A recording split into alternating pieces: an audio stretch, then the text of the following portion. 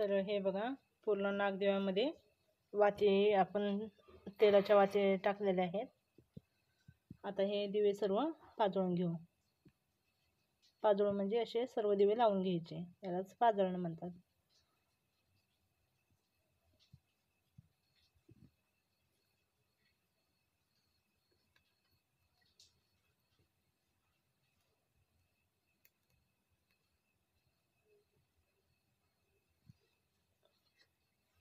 तर एकदा दिवे लागले होते विजले तरी काही हरकत नाही, पण असे सर्व दिवे लावून घ्यायचे.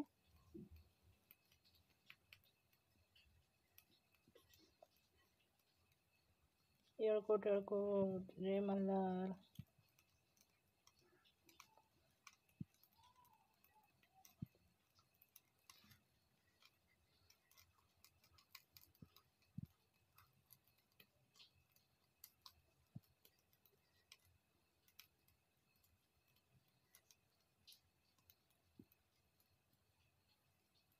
तर कुणाच्या घरी पेड्याचे, कुणाचे जिलबीचे असे हे असतात, नागदिवे असतात.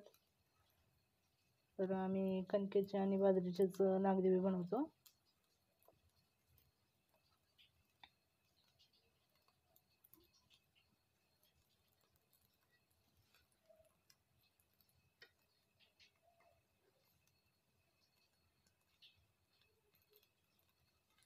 तर अशाच पद्धतीने सर्व असे नागदिवे लावून घ्यायचे.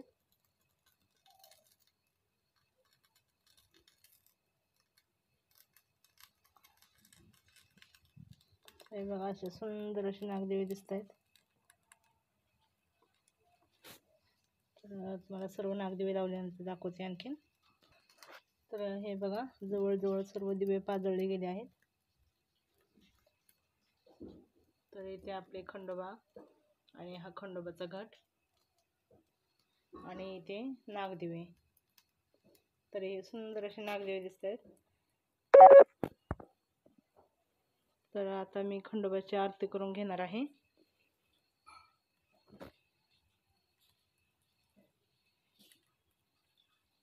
तर तुम्हाला हे नागदिवे कसे वाटले नक्कीच सांगा.